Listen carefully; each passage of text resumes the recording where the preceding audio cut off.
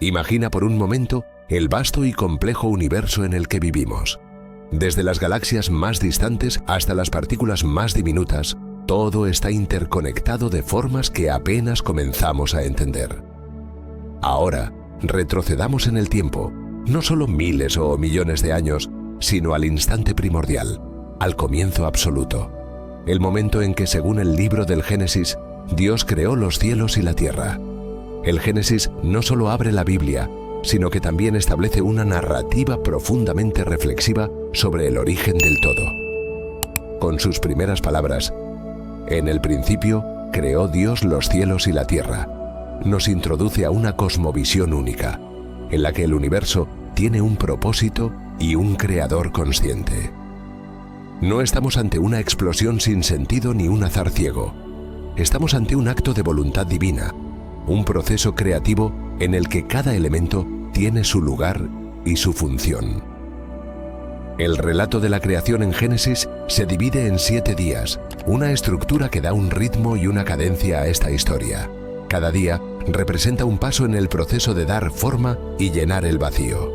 La narrativa comienza con la luz, un concepto que no solo tiene un valor físico, sino también simbólico. La luz es el inicio del orden, la primera separación del caos. «Sea la luz», dijo Dios, y con esas palabras se encendió el universo, iluminando lo que antes era un abismo informe. A medida que avanza la historia, Dios establece un patrón. Separa las aguas, forma los cielos, reúne la tierra y da vida a las plantas y a los animales. Este orden no es aleatorio, refleja un diseño intencional. Cada día de la creación construye sobre el anterior, mostrando una progresión hacia algo más grande. La narrativa nos enseña que el mundo no es un accidente, sino un acto intencional de belleza, equilibrio y propósito. Sin embargo, el punto culminante llega con la creación del ser humano. Hagamos al hombre a nuestra imagen, conforme a nuestra semejanza. Aquí, el Génesis establece algo radical. El ser humano no es solo una criatura más. Según este relato, estamos hechos a imagen de Dios, lo que nos otorga una dignidad y una responsabilidad únicas. No se trata solo de existir, sino de reflejar algo del carácter divino: creatividad, amor, justicia y cuidado por el mundo. El mandato de llenar la tierra y sojuzgarla ha sido interpretado de diversas maneras a lo largo de la historia. Algunos lo han entendido como una licencia para explotar la creación, pero en su contexto original se trata más de un llamado a la administración y al cuidado. Los seres humanos, como portadores de la imagen de Dios, están encargados de proteger y preservar el mundo que les ha sido confiado. Este enfoque nos conecta directamente con cuestiones actuales como la crisis climática, la justicia ambiental y la sostenibilidad. Pero Génesis no se limita a describir un mundo perfecto. También introduce el concepto del libre albedrío y las consecuencias de las decisiones humanas. En el capítulo 3, con la historia de Adán, Eva y la serpiente, vemos cómo la humanidad se enfrenta a una elección: confiar en Dios o buscar su propia autonomía. La decisión de desobedecer marca un punto de inflexión. El pecado entra en el mundo, trayendo consigo el sufrimiento, la muerte y la separación de Dios. Este momento es conocido como la caída, y su impacto resuena en toda la narrativa bíblica y, podríamos decir, en la experiencia humana misma. La caída no solo explica por qué hay dolor y maldad en el mundo, sino que también plantea una cuestión fundamental: ¿cómo puede ser restaurada la relación entre la humanidad y su Creador? Génesis, aunque es un libro de comienzos, también siembra las semillas de redención. En medio del juicio, Dios promete que un descendiente de la mujer aplastará la cabeza de la serpiente. Esta es la primera indicación de un plan mayor, un hilo que recorre toda la Biblia hasta la llegada de Jesucristo. Cuando reflexionamos sobre el relato de la creación en Génesis, nos encontramos con una narrativa que no solo describe cómo comenzó todo, sino que también nos da un marco para entender quiénes somos y cuál es nuestro lugar en el universo. Si aceptamos esta visión, nuestra percepción del mundo cambia radicalmente.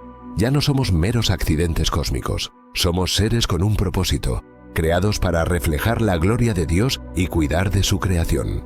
Este relato también nos desafía a mirar más allá de lo inmediato. Vivimos en un mundo donde el progreso científico y tecnológico nos permite explorar las profundidades del universo y desentrañar los secretos de la materia. Y aunque estas herramientas son valiosas, Génesis nos recuerda que hay una dimensión espiritual y ética que no podemos ignorar. ¿Qué significa ser imagen de Dios en un mundo tan avanzado? ¿Cómo podemos ejercer nuestra responsabilidad hacia la creación en una era de consumo desenfrenado? Además, el Génesis nos invita a contemplar el tiempo de manera diferente. El séptimo día, en el que Dios descansó, nos habla de algo más que una pausa. Es un recordatorio de que el ritmo de la vida no debe ser solo trabajo y productividad, sino también reflexión, adoración y conexión con lo divino. Este día de descanso, el sábado, se convierte en un símbolo de esperanza, un anticipo del descanso eterno y la restauración final que Dios promete. En última instancia, el Génesis nos plantea preguntas profundas. ¿Cuál es el origen del orden que vemos en el universo? ¿Por qué existe algo en lugar de nada? ¿Qué sentido tiene nuestra vida en el gran esquema de las cosas? Estas preguntas no tienen respuestas simples, pero el relato del Génesis nos ofrece una perspectiva que combina maravilla, responsabilidad y esperanza. Hablar de la creación del todo es hablar de nuestra propia humanidad, de nuestras luchas y anhelos, de nuestra búsqueda de propósito. Es mirar al cielo estrellado y ver más que puntos de luz. Es preguntarnos por qué estamos aquí y cómo debemos vivir. El Génesis no es solo una historia antigua, es un llamado eterno a buscar el significado en el origen y a encontrar nuestro lugar en una narrativa mucho más grande de lo que podríamos imaginar. Pero ¿qué es lo que conecta nuestra existencia exactamente con lo que recita el Génesis? La existencia humana, según la Biblia, no es un hecho fortuito ni un resultado de la casualidad. Desde el principio, las Escrituras presentan la vida como una obra maestra del Creador, formada con propósito, amor y atención a cada detalle. Pero, ¿en qué consiste realmente nuestra existencia? ¿Cuál es el plan de Dios para nosotros? Estas preguntas fundamentales atraviesan toda la narrativa bíblica y nos invitan a reflexionar sobre nuestro lugar en el cosmos, nuestra relación con Dios y el propósito final de nuestra vida. Para entender en qué consiste nuestra existencia desde la perspectiva bíblica, debemos comenzar con el hecho de que fuimos creados a imagen de Dios. Génesis 1:27. Este concepto, único en la tradición judeocristiana, significa que cada ser humano lleva en sí mismo un reflejo del carácter divino. No se refiere solo a nuestras capacidades intelectuales o creativas, sino también a nuestra capacidad de amar, de razonar y de relacionarnos. Esto implica que nuestra existencia no es meramente biológica, sino profundamente espiritual. Fuimos diseñados para vivir en comunión con Dios y con los demás en una relación de armonía y propósito. En el libro de Jeremías, Dios declara: «Antes que te formase en el vientre te conocí, y antes que nacieses te santifiqué». Jeremías 1:5. Este versículo subraya que nuestra vida tiene un propósito divino desde antes de que tomemos nuestra primera bocanada de aire. Dios no solo nos conoce, sino que también nos llama a una misión específica, aunque a menudo esa misión se revela gradualmente en el curso de nuestra vida. La pregunta entonces es, ¿cuál es ese propósito? Según Jesús, el propósito más elevado de nuestra existencia es amar a Dios y a los demás. En el Evangelio de Mateo, Jesús resume la ley y los profetas con dos mandamientos fundamentales.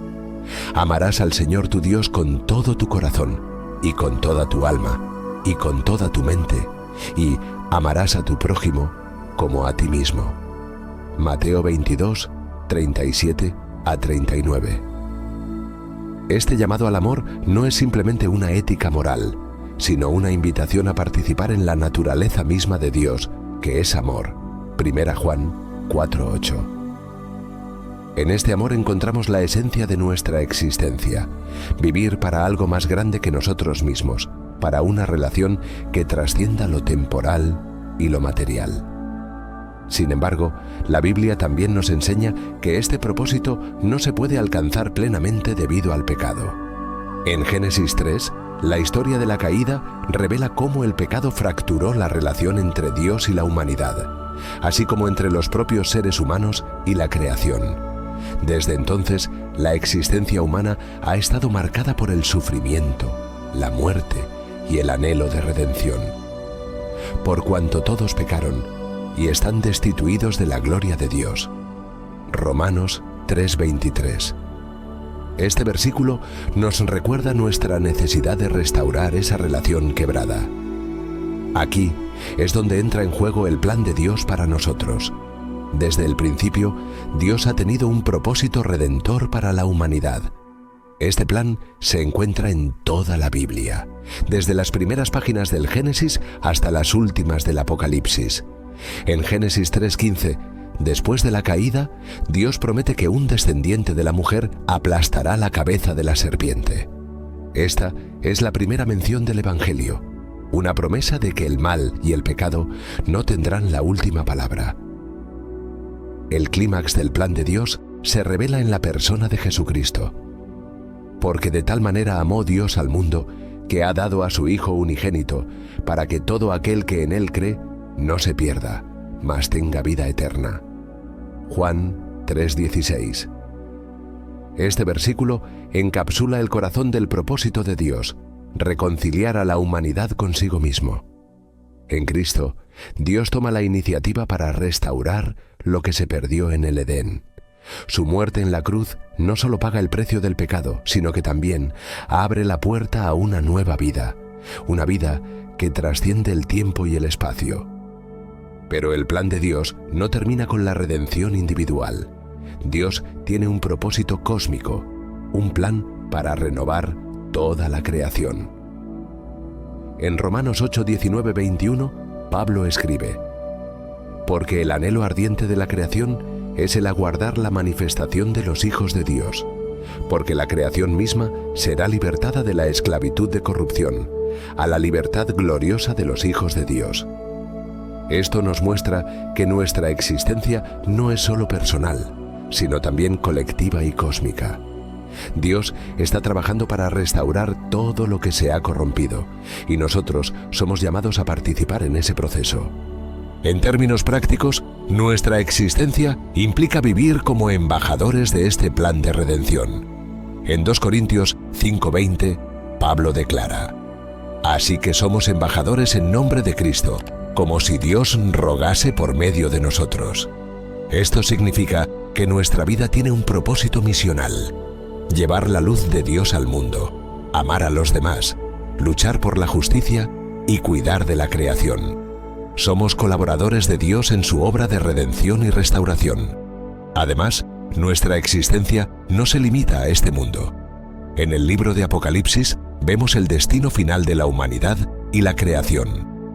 He aquí el tabernáculo de Dios con los hombres, y Él morará con ellos, y ellos serán su pueblo, y Dios mismo estará con ellos como su Dios. Apocalipsis 21:3. Este es el final glorioso hacia el que se dirige toda la historia.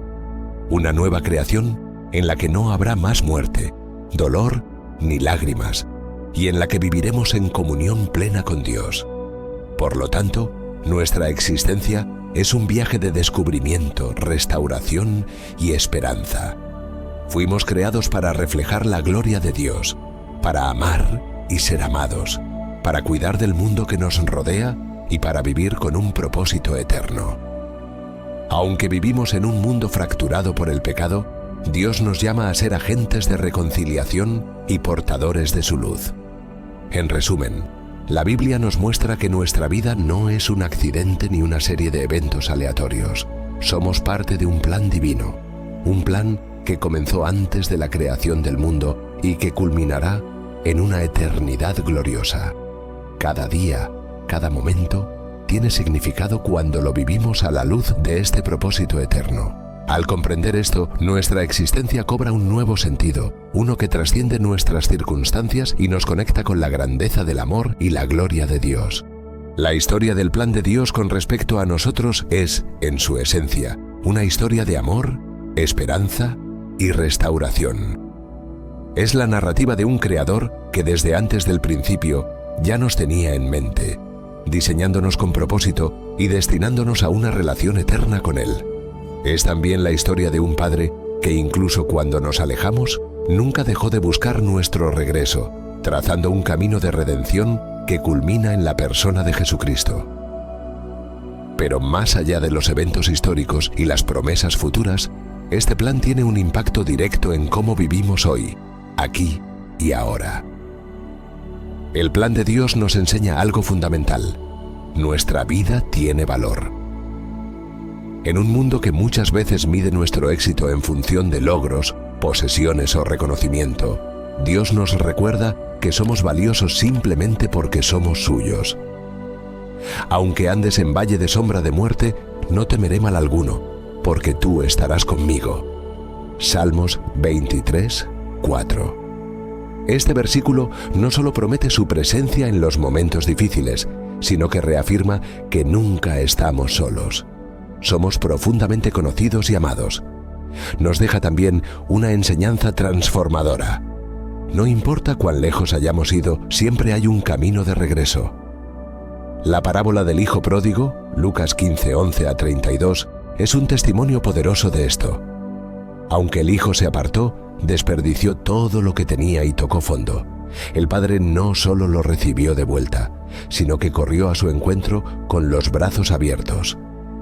Esta historia encapsula el corazón de Dios hacia nosotros, un amor incondicional que nos invita constantemente a volver a casa. Además, el plan de Dios nos llama a algo más grande que nosotros mismos. Nos invita a ser parte de su obra redentora en el mundo. Vosotros sois la luz del mundo. Una ciudad asentada sobre un monte no se puede esconder. Mateo 5:14. Este llamado a ser luz no es una carga, sino un privilegio. Cada acto de bondad, cada palabra de aliento y cada decisión de amar, por pequeña que parezca, contribuye a reflejar la gloria de Dios y a traer un poco más de su reino a la tierra. Y quizás lo más maravilloso de todo es que el final ya está escrito y es glorioso. Dios no solo promete restaurarnos, sino también renovar todo el cosmos. La visión de Apocalipsis 21 nos muestra un mundo donde no habrá más muerte, ni llanto, ni clamor, ni dolor. Apocalipsis 21:4. Es un futuro lleno de esperanza, donde todo lo que ha sido roto será sanado y donde viviremos en una comunión perfecta con Él para siempre. ¿Qué nos deja este plan de Dios como enseñanza final?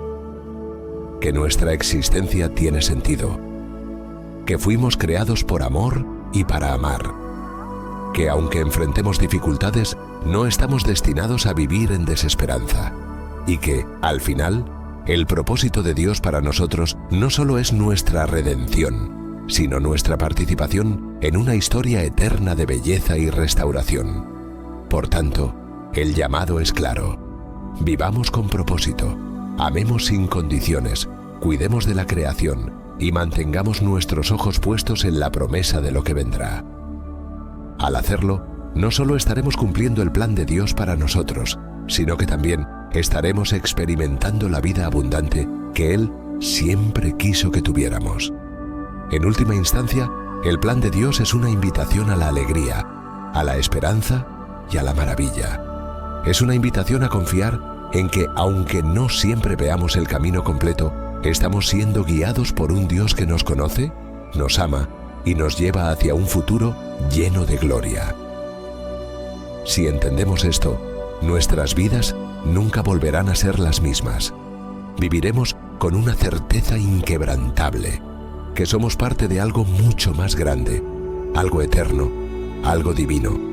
Te agradezco mucho por acompañarme en este maravilloso viaje, para conocer más relatos y enseñanzas sobre el plan divino y el Señor. Sígueme.